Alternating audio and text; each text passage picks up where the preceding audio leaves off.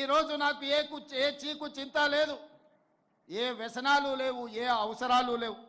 నాకున్నదల్లా నన్ను ఆశీర్వదించిన ఈ సమాజానికి ఏదైనా చేయాలన్న తపన తప్ప నాకు అండగా నిలబడ్డ కుటుంబాలను వాళ్ళ బిడ్డగా ఈరోజు ఆదుకోవాలన్న ఆలోచన తప్ప నాకు ఇంకొకటి లేదు.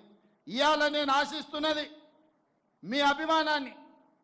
మీ అభిమానంతో గుండెల్లో పెట్టుకుంటే మీకోసం నిరంతరం పనిచేస్తా, 24 గంటలు పనిచేస్తా, మీ అభివృద్ధిలో భాగస్వామిని అవుతా. మిమ్మల్ని ఏ విధంగా ఆదుకోవాలనో ప్రణాళికలు మీరు తీసుకొని రండి. ప్రభుత్వంలో ఆమోదింపజేసే బాధ్యత నాది. బతుకమ్మ చీరలు నేను ఎక్కువ విమర్శించదలుచుకోలేదు, కానీ ఇచ్చిన చీరలు తీసుకొచ్చి పొలాల గట్లల్లో పిట్టలను బెదరగొట్టడానికి కట్టడం తప్ప మా ఆడబిడ్డలు కట్టుకునే సందర్భం ఎక్కడన్నా ఉందా? కానీ మా నేతన్నల వృత్తి దెబ్బతింటుంది. వాళ్ళకు అంతకుముందు ప్రభుత్వం ఆర్డర్లు ఇచ్చింది, ఈ ప్రభుత్వం వచ్చింది అని ఆపితే అప్రతిష్ట పాలవుతామని చెప్పి మా ప్రిన్సిపల్ సెక్రటరీ గారు, మా ఎరావత్ అనిల్ గారు, అదేవిధంగా మా తుమ్మల నాగేశ్వరరావు గారు నా దృష్టికి వచ్చారు. నేను ఆలోచన చేసిన, నిజంగానే కుల వృత్తులను చేతి వృత్తులను అంతరించి పోనీయొద్దు, వాటిని కాపాడాలంటే ఏం చేయాలని ఆలోచన చేసి ఈ తెలంగాణ రాష్ట్రంలో 65 లక్షల మంది ఆడబిడ్డలు స్వయం సహాయక సంఘాలలో సభ్యులుగా ఉన్నారు. ఆడబిడ్డలకు ప్రత్యేకంగా చీర సారే పెట్టే సాంప్రదాయంలో ఒక్కొక్కరికి 2 మంచి చీరలను ఇద్దాం తుమ్మలన్న 1,30,00,000 చీరలు మా పద్మశాలి సోదరులకు ఆర్డర్ ఇవ్వండి. ఖర్చు ఎంతైనా పర్వాలేదు, ఖర్చుకు వెనకాడకండి.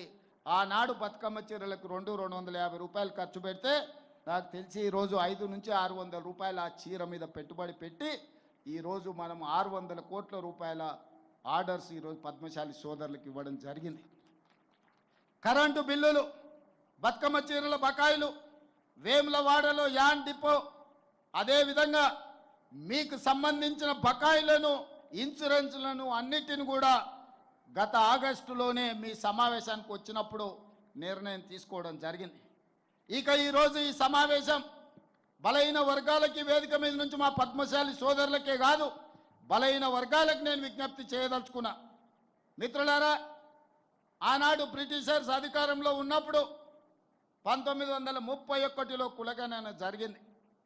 1931లో కులగణన జరిగితే మళ్ళీ శ్రీమతి ఇందిరాగాంధీ గారు ఉన్నప్పుడు 1979లో బలహీన వర్గాలకు రిజర్వేషన్లు ఇవ్వాలి, వాళ్ళని ఆదుకోవాలని మండల్ కమిషన్ని ఆ రోజు కాంగ్రెస్ పార్టీ ఇందిరమ్మ రాజ్యంలో మన వాళ్ళు నిర్ణయం తీసుకున్నారు.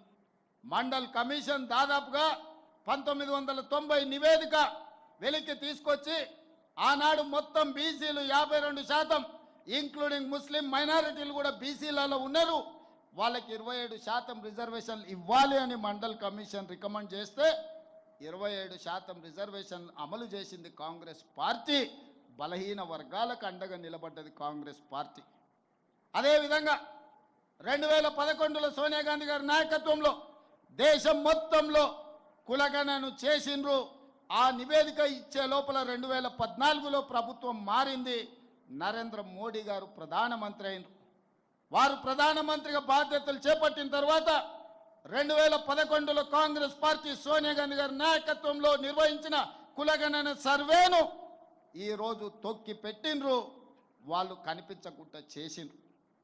అలాంటిది రాహుల్ గాంధీ గారు భారత్ జోడో యాత్ర సందర్భంగా బలహీన వర్గాల యొక్క కష్టాలను నష్టాలను చూసి కాంగ్రెస్ పార్టీ తెలంగాణ రాష్ట్రంలో అధికారంలోకి వచ్చిన ఎంబడే కులగణను చేస్తామని ప్రజలకు మాట ఇచ్చిండ్రు. బలహీన వర్గాలు గాంధీ కుటుంబాన్ని నమ్మిండ్రు.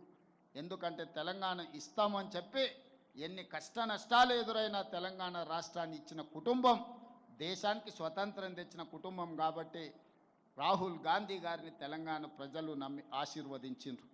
అందుకే ఈరోజు రాహుల్ గాంధీ గారి మాట ప్రకారం మొదటి సంవత్సరంలోనే తెలంగాణ రాష్ట్రంలో కులగణను పూర్తి చేయాలి అని పక్కడ్బందీగా పక్క రాష్ట్రాలలో అన్ని నిర్ణయాలను సమీక్షించి పక్కడ్బందీగా ఈరోజు తెలంగాణ రాష్ట్రంలో కులగణన చేసి దాదాపుగా 56.33% బలహీన వర్గాల లెక్క తేల్చినాం.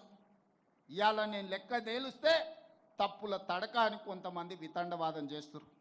వాళ్ళు నేను 60 రోజులు కష్టపడి 1,03,000 మంది ప్రభుత్వ ఉద్యోగులను 37,000 మంది కంప్యూటర్ డేటా ఎంట్రీ ఆపరేటర్లను పెట్టి దాదాపుగా 1,00,000 సిబ్బంది ఐఏఎస్లను అదేవిధంగా కలెక్టర్లను జాయింట్ కలెక్టర్లను మండల స్థాయి గ్రామ స్థాయి వరకు 94,500 ఎన్యుమరేటర్లను లెక్కబెట్టి ప్రతి వాడిని ఇంటింటికి పంపించి ప్రతి వాడు 150 ఇండ్లు ప్రతిరోజు 10 ఇండ్లలోనే లెక్క తేల్చండి, ఎక్కువ రాసుకొస్తే తప్పులు రాసుకొస్తారని చెప్పి ప్రతి ఇంటికి పంచి పక్కన బందీగా లెక్కలు చేసి ఆ ఇంటి యజమాని సంతకం తీసుకొని ఈరోజు లెక్కలు తీసినాం. పక్కా లెక్క ఎప్పుడైతే తీసినామో ఇది ఇష్టం లేని వాళ్ళు ఈ లెక్క తప్పుల తడకంటారు.